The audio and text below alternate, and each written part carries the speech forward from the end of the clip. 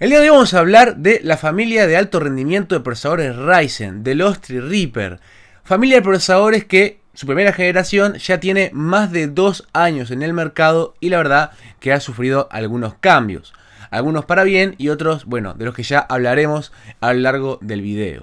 Así que bueno, hoy vamos a hacer un poco de historia, poner un poco de contexto, en realidad historia reciente que ya seguramente muchos de ustedes sabrán porque no nos vamos a remontar tanto en el pasado, sino que vamos a hablar un poco ya de los años recientes y vamos a conversar de, como les digo, cuál fue mi experiencia personal del uso que yo le di a mi Threadripper después de 2 años. Así que bueno, pónganse cómodos y espero que el video les guste.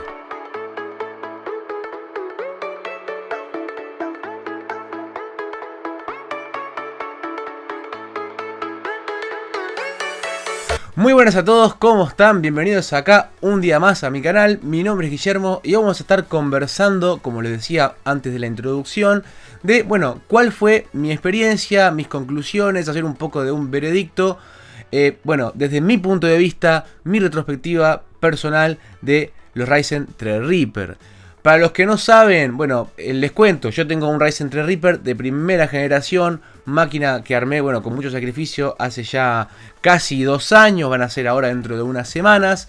Los procesadores salieron en agosto, julio de 2017, un par de meses después que el lanzamiento oficial del primero Ryzen. Y bueno, yo al poco tiempo, cuando llegaron acá a Uruguay, me armé una máquina con estos procesadores.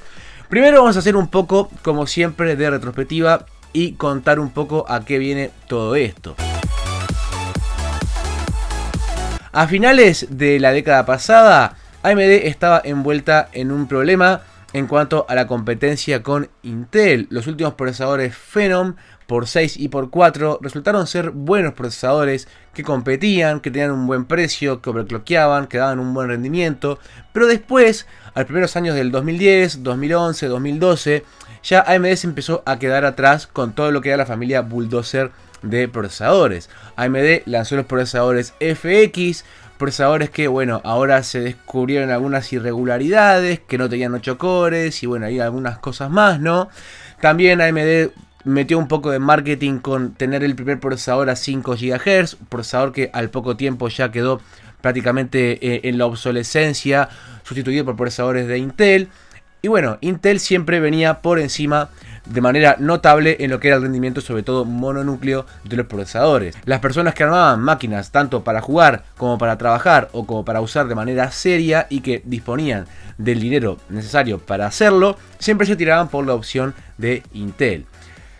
A finales de 2016 ya se empezó a rumorear lo que iba a ser la nueva arquitectura de AMD, una arquitectura nueva completamente de cero, que eran los Ryzen, procesadores que prometían competir de igual a igual con la gama alta de procesadores de Intel. Bueno, en marzo de 2017 salieron los Ryzen, procesadores increíbles, muy buenos, obviamente con sus falencias, con sus fallas, con sus problemas de compatibilidad, memoria. Era la primera generación de una arquitectura completamente nueva que no se había visto antes, entonces evidentemente podía llegar a tener algún problema en cuanto a compatibilidad en juegos, hardware y demás con lo que ya estaba antes en el mercado. Por eso veíamos que, bueno, problemas de latencia, problemas de rendimiento en juegos ya que estaban en ese momento en el mercado. Y bueno, todavía veíamos que en juegos Intel superaba a AMD con estos procesadores Ryzen. No tanto así en lo que era en el sector de la productividad. 8 núcleos, 16 hilos, una arquitectura con un IPC decente. Entonces fue así que, bueno, un grupo de ingenieros en su tiempo libre dijeron, bueno, ¿qué pasa si juntamos varios procesadores de estos Ryzen 7 y formamos un procesador con más núcleos? Y eso fue exactamente lo que hicieron con los procesadores Threadripper y después los EPYC. Los EPYC son los de servidores y los Threadripper eran los procesadores de alto rendimiento que en su primera generación llegaban a 16 núcleos y 32 hilos. La friolera de 16 núcleos y 32 hilos en una PC de escritorio, algo que hasta ese momento no habíamos visto antes, sino en Xeones de muy alto rendimiento y de un precio muy pero muy elevado. Tanto fue así que cuando salieron los Threadripper en los rankings de overclocking y esas cosas, un procesador solo Threadripper se ponía por delante de una configuración Dual Xeon de 8 núcleos cada uno. Entonces realmente estos procesadores sí vinieron a pisar fuerte en lo que era el mercado de alto rendimiento y estaciones de trabajo. Después de eso salió la segunda generación de Ryzen, seguramente ustedes ya la conocen, se habló mucho de eso. Y con ellos también la segunda generación de Threadripper, que yo en ese momento no vi necesario actualizar porque eran prácticamente los mismos procesadores, solo que bueno, venían con más núcleos, venían con algunas diferencias en la arquitectura en cuanto a, bueno, mejoras en el IPC muy mínimas. Estoy hablando de la segunda generación, ¿no? Mejoras de IPC muy mínimas, mejoras de arquitectura que bueno, en realidad mejoraban el rendimiento un poco, pero en realidad eran prácticamente los mismos procesadores que la primera generación. Y finalmente, este año, 2019, se lanzó la tercera generación de Ryzen, que bueno, ahí sí vimos ya un cambio bastante grande en lo que es el IPC, más de un 15% para algunas aplicaciones y por ahí en el entorno a un 13% de la mejora de IPC, realmente una mejora muy importante respecto a los Ryzen de generación anterior y todavía una mayor diferencia en lo que fue la primera generación.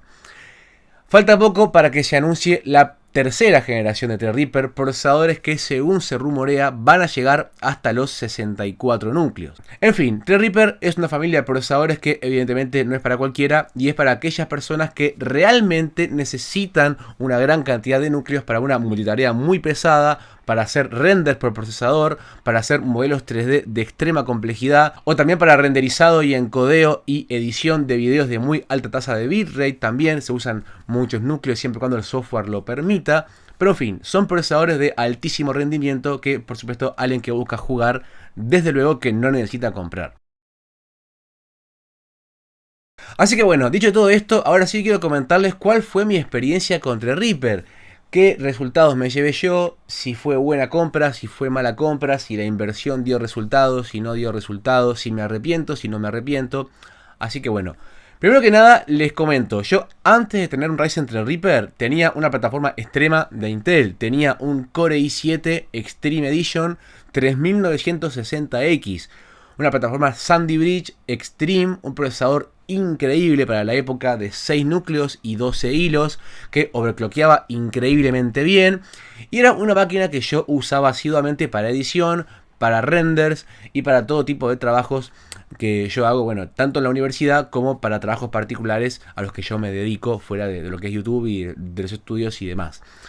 Y cuando salió Ryzen yo dije, bueno, estaría bueno capaz actualizar de los Core i7 estos de Extreme Edition, de súper alto rendimiento, a, bueno, un Ryzen de primera generación. Pero después me di cuenta que Ryzen primera generación, como les decía anteriormente, tenía algunos problemas, tenía algunas fallas en la memoria, inestabilidades, por supuesto problemas que después se fueron solucionando, pero que en un principio no me convencieron del todo como para pasarme de una plataforma extrema que en su momento había valido mucho dinero a un Ryzen de primera generación.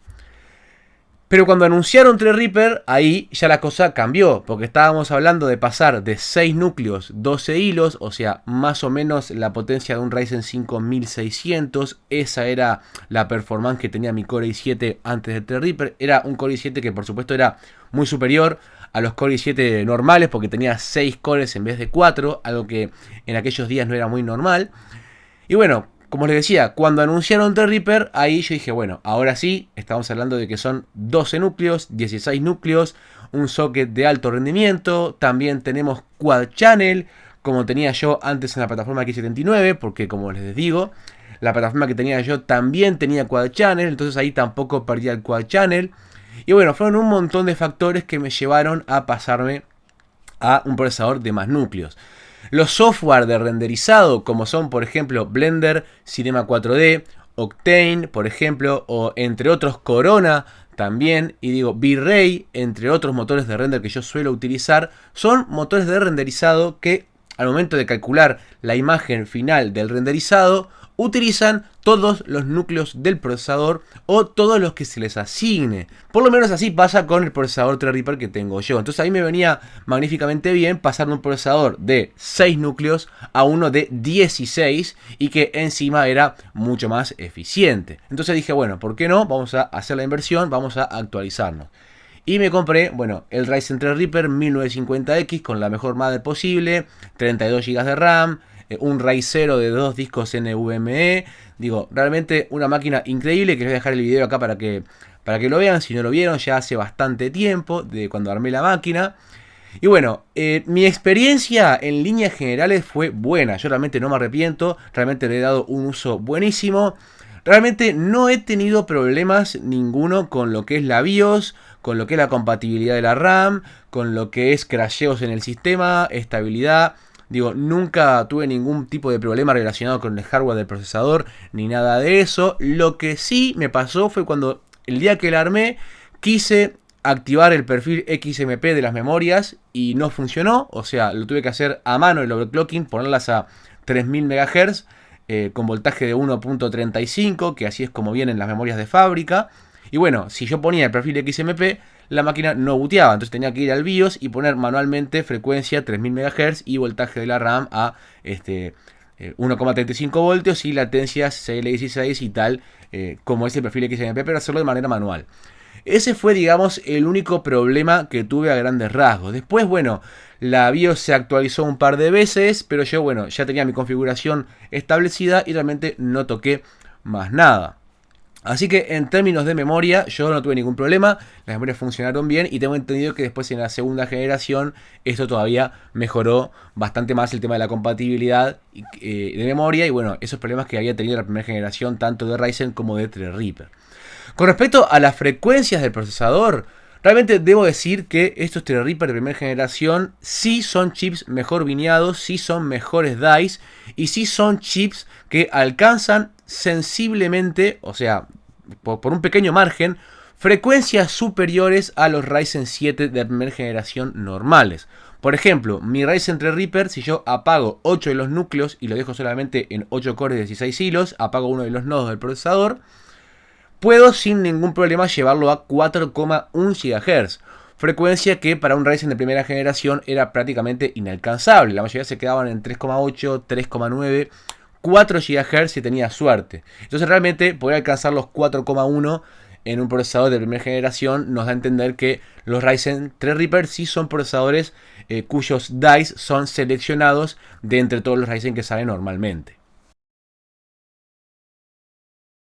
Por supuesto que también entre Reaper tenemos todas las tecnologías de Ryzen incluidas, en lo que es el XFR y después en la segunda generación lo que es el Precision Boost Overdrive. Digo, siempre todo lo que pueden incluir en cuanto a tecnología lo incluyen en esta gama de procesadores y siempre tratan de sacarte la mayor cantidad de cores posibles dentro de lo que les permite la plataforma. Entonces realmente eso también es algo que a mí me gustó bastante y que me ayudó al momento de hacer la compra. También lo que les decía relacionado con esto del XFR, que es una tecnología que hace que el procesador alcance una frecuencia más alta cuando estamos jugando o cuando estamos usando pocos núcleos según la refrigeración y las temperaturas, hace que este procesador pueda llegar sin ningún problema, solo sin que toque nada, a 4125 MHz cuando se activa el XFR cuando estoy jugando. Yo cuando estoy jugando veo ahí en el uso del procesador que algunos núcleos cada tanto tocan la frecuencia de 4,1 y 4,125 GHz, lo cual, repito, teniendo en cuenta que esto es un procesador de primera generación, eso es realmente algo muy muy bueno.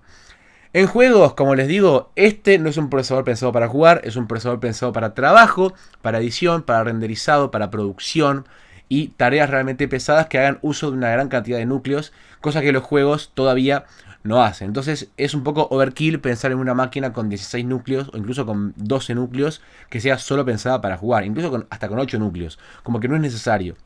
Entonces obviamente ningún tipo de juego da problemas. No hubo ningún solo juego que yo no haya podido jugar, por lo menos a 60 FPS o más, a 1440p. Digo, nunca tuve ningún tipo de cuello de botella de parte del CPU. Tampoco tuve la necesidad de cloquearlo. Sí, por supuesto, obviamente hay procesadores mucho más baratos que los Threadripper, como son los Core i5 de novena generación o los Ryzen 7 de última generación, que son más rápidos en mono hilo que estos Threadripper, y evidentemente en juegos su rendimiento va a ser mucho mejor siempre y cuando acompañemos de una tarjeta de video de tope de línea. Si ponemos una tarjeta gráfica de gama media, por ejemplo una Vega 64, que ahora es una gama media, ya no es más una tope de gama, o por ejemplo una GTX 1070 o 1080, prácticamente no vamos a encontrar diferencia de rendimiento entre un Threadripper de primera generación o el procesador para gaming más rápido del mercado, porque la tarjeta de video hace cuello de botella antes que el procesador. Entonces, en realidad, no vamos a notar una diferencia notable de rendimiento. Lo que sí les puedo decir como conclusión es que si ustedes quieren solamente jugar, olvídense de comprar un Threadripper, no es necesario y de hecho hasta podrían perder rendimiento si lo comparan con un procesador que esté orientado 100% para gaming. ¿Ok? Así que para lo que es juegos, yo obviamente no recomiendo un Threadripper, sino que recomiendo algo más barato y que sepan que ustedes le pueden sacar un mejor provecho. Otra cosa que también quiero recordar fue que en un inicio, cuando yo quería jugar algunos juegos, me pasó con varios, con más de uno, es que sí o sí tenía que activar el modo gaming del procesador. Los Threadripper, como son varios procesadores pegados, lo que hacen es cuando estamos en el escritorio, hay un programa que se llama Ryzen Master, para los que no lo conocen, que nos permite configurar, bueno, overclocking, voltajes y demás, que nos permite activar lo que es el modo gaming, que este modo gaming lo que hace es básicamente apagar la mitad de los núcleos, apagar uno de los nodos y dejar que el procesador funcione con 8 cores y 16 hilos. Yo esto lo tuve que hacer más de una vez, primero porque reduce notablemente las latencias entre la caché del CPU y los núcleos del CPU, y también reduce las latencias entre el CPU y la RAM, y esto obviamente mejora el rendimiento en juegos, pero no tanto por eso, ya que con el procesador en modo stock sin tocar nada también se puede jugar, sino que porque algunos juegos no es que andaban mal, sino que ni siquiera se ejecutaban. O sea, había algunos juegos que yo los quería abrir, los ejecutaba tanto desde el Steam o desde el escritorio como administrador, de cualquier manera, y no me abrían. O sea, si tenía activados todos los núcleos del procesador, los juegos no se ejecutaban. Empecé a indagar en internet a ver cuál era el problema. Y bueno, hubieron varias personas con el mismo problema que yo. Y resulta ser que, bueno, algunos juegos directamente no se ejecutan. O por lo menos en esa versión del juego que estaba en ese momento, no se ejecutaban con 16 núcleos. Al apagar la mitad de los cores mediante Ryzen Master o a abrir el administrador de tareas y asignarle solamente 8 cores o menos a una aplicación, en este caso el juego en específico, ahí sí el juego se ejecutaba. Pero me pasó eso como algo extraño, ¿no? Que algunos juegos, por ejemplo PlayerUnknown's Battlegrounds, no se abría con todos los núcleos encendidos. Final Fantasy XV tampoco se abría con todos los núcleos activos. Por ejemplo, ¿cuál otro? Ark Survival Evolved tampoco se abría con todos los núcleos activos. Y creo que habían un par más también que cuando tenía todos los cores del procesador andando no se abrían. También me acuerdo el Elder Scrolls Online. Yo jugué bastante tiempo al Elder Scrolls Online y me acuerdo que tenía que ir al Task Manager para poder asignarle al juego 8 cores. Si no, desde la BIOS apagar la mitad de los núcleos o del Ryzen Master. Esto fue un problema que tuve que, bueno, ahora ya no pasa más. O sea, ya los juegos que yo normalmente juego, que son Dota o bueno, Age of Empires, o juegos viejos normalmente, o cuando sale algún juego nuevo como Tomb Raider o Gears of War, o los últimos títulos que estuve jugando hace poco, realmente no he tenido absolutamente ningún problema y todo ha funcionado de maravilla. Pero como digo, estos procesadores no son pensados para jugar, así que haciendo como un cierre de esta conclusión, no los compren si ustedes tienen pensado armar una máquina gamer, porque realmente no le van a sacar el provecho a los cores y tampoco van a hacer uso de toda esa potencia que tienen estos procesadores. Otro punto muy importante es la tarea de renderizado. Sí, mejoré muchísimo los tiempos de renderizado comparado con el procesador que tenía antes. Realmente la velocidad es buenísima. Y algo que yo hago muchísimo con esta máquina es, por ejemplo, dejar en un monitor algo renderizándose y después de mientras tanto juego a una partidita de Dota, o bueno, me pongo a editar algo en Photoshop, o me pongo a hacer algo, o no sé, a jugar al WoW, o como que hago algo más mientras dejo la mitad de los cores renderizando. Esto es algo que evidentemente con un Core i7 o un Core i5 no se puede hacer, porque estamos dedicándole 8 núcleos, 16 hilos a un render y la otra mitad del procesador la tengo libre para poder jugar a lo que yo quiera. Entonces eso es realmente algo notable y es lo que realmente no todas las máquinas pueden hacer, y se agradece tener esa cantidad de núcleos porque realmente uno le puede sacar provecho a la máquina y producir mientras está jugando. Entonces yo diría que estos Threadripper de primera generación, por lo menos, son unos procesadores increíbles para todos aquellos que quieran tener una estación de trabajo profesional en su casa de alto rendimiento, o para todos aquellos gamers, sí, para aquellos gamers, pero que no son solamente gamers, sino que también, bueno, editan mucho, que también producen renders, que hacen contenido para internet, o que trabajan, o que editan, o que lo que sea. O sea, son procesadores que tienen mucho más potencial más allá del gaming. Y yo creo que cuando uno habla de un procesador tiene que siempre ponerlo en escenarios donde se usen la mayor cantidad de cores posibles para poder dictaminar cuál es la potencia real del procesador.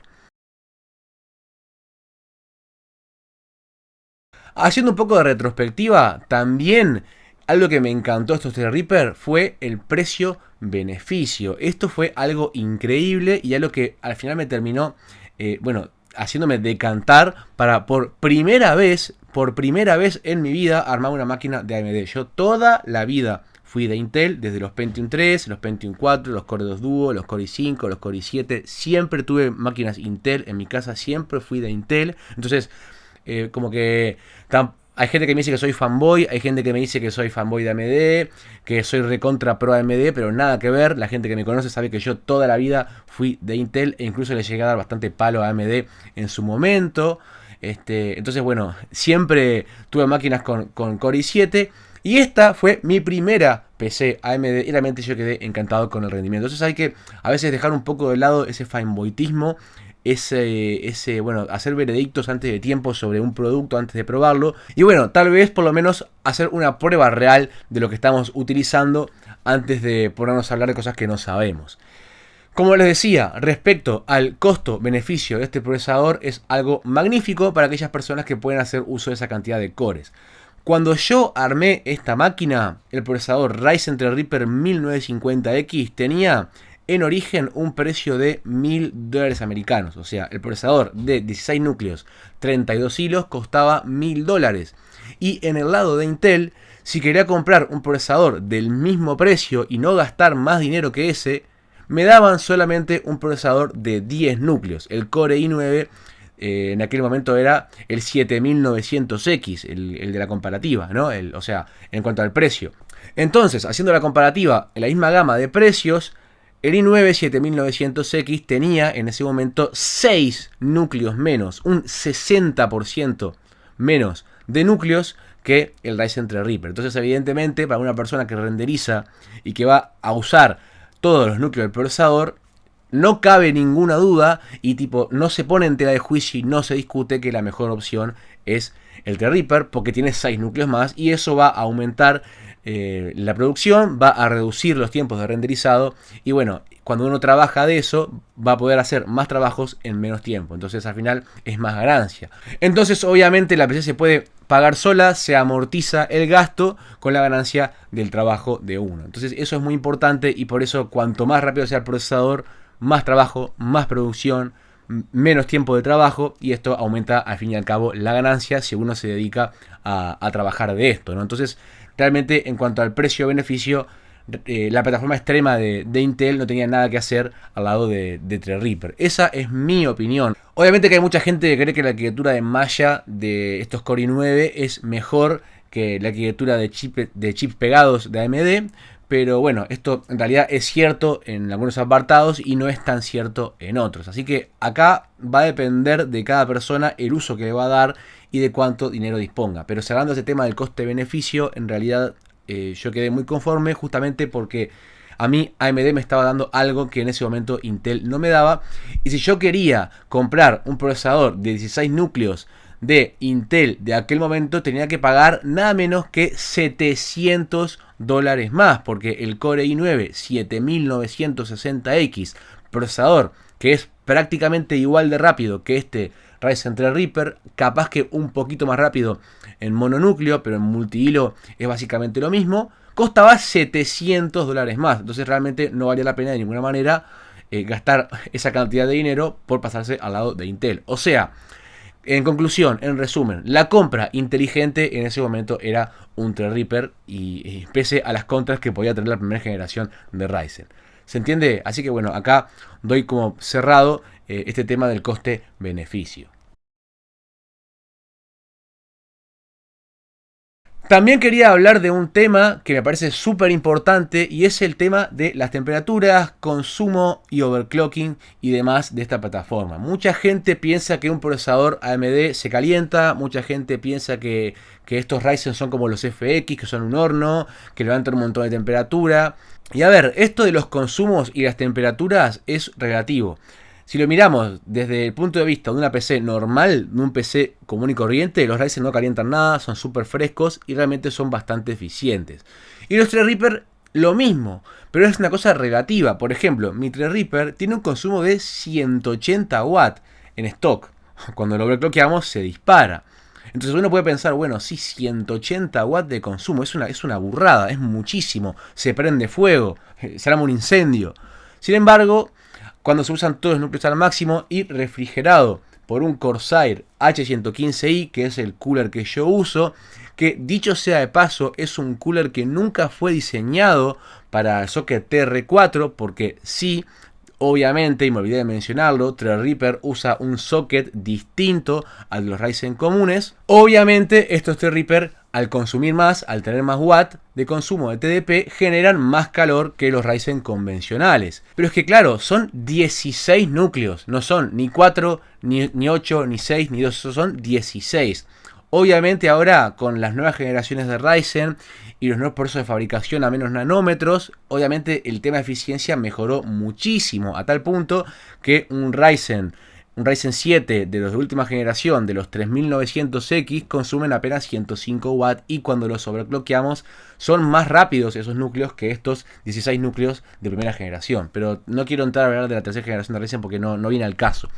Pero el punto, no hay que asustarse con el tema de temperaturas. Estos procesadores tienen una superficie de disipación, un IHS enorme. Son procesadores realmente muy grandes. Y realmente el calor se reparte bien en la superficie del IHS. De ese metal que cubre el PCB del procesador. Y bueno, con una refrigeración líquida de gama alta convencional se puede refrigerar sin absolutamente ningún problema. No es necesario tener un super custom loop así tremendo, super caro, super bestia. No es necesario. Simplemente con un cooler, un radiador de 240, de 280 se puede refrigerar. Uno de 360 también. Incluso hay refrigeración por aire. Están los Noctua estos que también pueden enfriar estos procesadores sin ningún problema. O sea, en resumen, no son procesadores que se calienten. Cuando están en reposo, con un aire acondicionado a 24 grados y una temperatura ambiente moderada, estos procesadores van más o menos en 29, 30, entre los 28 y 31 grados. Esa es la temperatura que a mí me da cuando está en reposo el procesador. Cuando está en carga media, es decir, estoy editando algo con Photoshop, estoy haciendo una miniatura, o estoy jugando algo, o estoy haciendo algún uso normal del CPU, anda más o menos en los 40-45 grados. Y cuando lo pongo al 100%, es decir, que pongo o a renderizar un video en 4K, o me pongo a editar algo, o pongo a hacer un render, o me pongo a hacer una multitarea muy pesada que exijo un gran número de núcleos del procesador, ahí en ese escenario llegamos a ver temperaturas de hasta los 65-67 grados. Esto con el procesador stock. Así que realmente yo creo que las temperaturas están bajo control. No es algo que te deba preocupar, siempre que tengas una buena refrigeración y tengas también una pasta térmica que esté en condiciones. Yo hace poco le cambié la pasta al procesador porque ya hacía 2 años que estaba con la misma pasta térmica. Y bueno, estaba viendo temperaturas sensiblemente más elevadas de las que veía cuando recién armé la máquina. Entonces dije, bueno, ya la pasta debe estar media vieja, la cambié y chao problema. Otra vez temperaturas óptimas, no tuve absolutamente ningún problema. Así que bueno, el tema temperaturas, consumos, yo creo que está bien para un procesador de 14 nanómetros que tiene 16 núcleos. Y ahora quiero pasar a hablar al último tema de este video, que es el tema del overclocking. ¿Qué tal es un Threadripper overclockeando? Y la verdad que, como todo Ryzen, realmente es bastante malo. Esa es la realidad. O sea, quien les diga lo contrario les está mintiendo. Los Ryzen son unos procesadores que yo creo que de cierta forma están terminando con la era del overclocking masivo. Ya vienen con overclock automático de fábrica, primero el XFR, después el Precision Boost Overdrive. tecnologías que hacen que estos procesadores se overclocken según la temperatura y la carga que tienen en ellos. Entonces realmente el overclocking no es algo que se les dé bien a estos procesadores. Por supuesto están desbloqueados, por supuesto se pueden overclockear, obviamente que sí se puede, pero el consumo realmente se dispara, se hace casi imposible refrigerarlos y realmente no hay una diferencia de rendimiento que digas me voy a la cabeza. No sé, le aumenté un 30%, un 40% el rendimiento, como pasaba con procesadores más viejos, de plataformas viejas que ya hemos visto en el canal. O sea, estos Threadripper no son procesadores que estén pensados para overclocking. ¿Se pueden overclockear? Claro que sí, pero hay que tener una muy buena refrigeración, ahí sí. Hay que tener una muy buena mother con una VRM estúpidamente bestia, y además hay que tener en cuenta que el margen de overclocking no es muy alto. Por ejemplo, mi Threadripper, el que tengo yo, como les decía, apagando la mitad de los cores, overclockea a 4,1 GHz. En realidad son apenas 200 MHz de la frecuencia turbo máxima de un Ryzen 7 de primera generación. Realmente es un cambio bastante irrisorio. Obviamente, si metemos todos los núcleos del procesador, que son 16, a 4 GHz, 4,1, ganamos algo de rendimiento cuando se usan todos los cores, porque son 16 núcleos. Entonces, claro, al aumentar, aunque sea poco la frecuencia, el rendimiento final termina siendo mayor. Pero si queremos meter los 16 núcleos a 4,1 GHz, prácticamente es imposible en cualquier Threadripper. Hay que meter más de 1,5 voltios. Y esos 180 watts de consumo que les mencionaba hace un rato de stock, que en realidad son entre 160, 170, 180, pasan a ser 370, 380, ahí peinando la barrera de los 400 watts de consumo. Sí, un Threadripper de estos, cuando lo ponemos a 4,1 GHz, 4 GHz y poco, levanta 400 watts de consumo para que funcione de manera estable. Entonces ahí sí realmente hay que tener una muy buena refrigeración. Ya no me alcanza con el radiador y las temperaturas ya no son tan buenas, porque como les digo, se gana rendimiento, pero es que no son procesadores que están pensados para un overclock tan extremo. Y ni que hablar la mother. No cualquier placa madre puede entregar 400 watts de consumo al socket, al CPU. Así que también cuidado, si ustedes quieren hacer un overclock en un procesador de estos, van a tener que tener una muy buena mother. Luego, sí, la segunda generación mejoró un poquito este apartado, yo realmente no la pude probar. Y bueno, la tercera aún no sabemos porque todavía no salieron, pero yo calculo que quizá también sí puedan también tener un margen de overclock. Aunque, como les digo, en resumen, en resumidas palabras, los Threadripper no son procesadores pensados para overclocking. Así que si a ustedes les encanta jugar con el overclocking, hacer overclock extremo y todo eso, vayan por un Ryzen 7 o por un i9 que seguro se van a divertir más overclockeando que con estos procesadores. Bueno, y ahora en la última parte del video quiero hacer como un cierre de esto y hablar un poco de lo que me gustaría ver o lo que me disgusta más bien. Y en realidad lo que yo quisiera ver sería una tercera generación de Threadripper compatible con la primera generación de placas base de Threadripper. Pero según se está diciendo, según se está especulando, según se rumorea, la tercera generación no va a ser compatible con la primera generación de placas madre. A mí esto me parece un poco raro. Sí es seguro, confirmado, que va a haber un nuevo chipset, que va a haber una nueva generación de placas base con un nuevo chipset, pero yo todavía tengo en dudas de que el socket no sea compatible. Yo entiendo que hay algunas placas base de primera generación que sin duda no van a poder mover ni levantar un procesador de 48 o 64 núcleos de Threadripper 3000.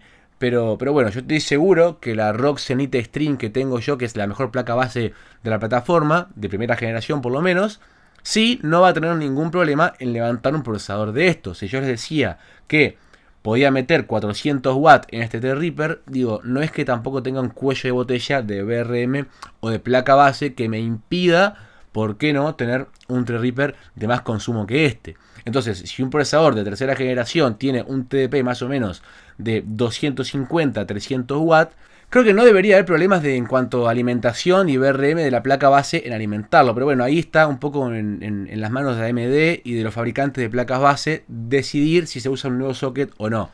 Se sabe que va a haber un nuevo chipset, se sabe que van a haber mothers nuevas, obviamente, con mejores VRM, pero no está 100% confirmado el hecho de que sí requiera una nueva placa base. Esperemos que no.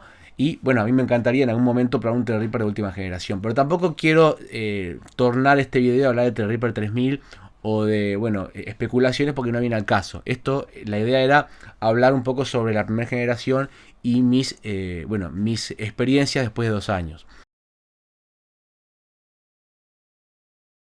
Así que bueno, hasta acá llegué, creo que he hablado bastante, no quiero que el video se extienda más de lo que ya se extendió, ha sido bastante largo, he hablado de todo un poco de historia, retrospectiva, puntos buenos, puntos no tan buenos. Yo creo que, por supuesto, en líneas generales mi experiencia es buena, súper recomendable, tenemos gran número de núcleos, tenemos una plataforma espectacular con quad channel, gran ancho de banda, una gran cantidad de líneas PCI Express, de hecho podemos conectar muchos SSD NVMe en RAID 0, podemos conectar placas de red, varias tarjetas gráficas, tenemos líneas PCI Express de sobra, mucho más de lo que tenemos en el lado de Intel, tenemos unos procesadores que no se calientan tanto, que tienen una potencia bruta descomunal, así que yo realmente los recomiendo si ustedes tienen la posibilidad de armar una máquina así y están seguros, obviamente, que le pueden sacar todo el rendimiento a estos procesadores. Como les digo, algún detalle con la RAM mínimo, algún detalle de compatibilidad mínimo en juegos, pero son todos problemas solucionables que yo diría que no son como cosas que te frenen a la hora de comprarlo. Son simplemente cosas que a mí me pasaron, experiencias a tener en cuenta, pero tampoco son como defectos que digan, ah, no, mirá, no puedo ejecutar PlayerUnknown's Battleground, no lo compro. Porque en realidad estos problemas son todo cosas con solución y cosas que se han estado puliendo. Ahora mismo los procesadores de primera generación Threadripper han bajado muchísimo de precio, muchísimo. Y realmente se vuelven una opción bastante tentadora para aquellas personas que saben que le pueden sacar el rendimiento. De hecho, un Ryzen Threadripper 1920X, que es el de 12 núcleos, se puede comprar en eBay por 200 y pocos dólares. Que eso es la mitad de precio de un Ryzen 3000 de 12 cores. Obviamente el Ryzen 3000 es mucho más rápido, pero bueno, tengan en cuenta que tienen quad channel y es mucho más barato y son 12 núcleos. El 16 también está accesible, se puede comprar usado y realmente el rendimiento es muy bueno. Así que bueno, hasta acá llegué. Ahora sí, espero que este video les haya gustado, que les haya servido. Solo me queda decirles que si el video les gustó, si les entretuvo, si les sirvió, por favor apóyenlo con un me gusta para que más gente lo vea. Compártanlo en sus grupos, con sus amigos, donde ustedes crean que, bueno, hay gente interesada en Threadripper y quiera una experiencia detallada de una persona que lo usó durante mucho tiempo. Acá tienen este testimonio, este ejemplo que seguramente le pueda servir a más de uno. Déjenme su comentario abajo, su duda, que yo con mucho gusto la voy a estar contestando, por supuesto, sus opiniones, todo lo que quieran saber, me lo pueden dejar acá en comentarios y yo con mucho gusto los voy a estar respondiendo. Así que bueno, suscríbanse al canal para ver más trabajos así. Los invito también a que miren videos anteriores, subo contenido variado sobre todo tipo de cosas, no sobre hardware viejo, nuevo, de todo un poco. Y bueno, los espero en mi canal con mucho más contenido de este tipo. Así que bueno, mi nombre es Guillermo y yo me despido de todos ustedes y los veo a todos hasta la próxima.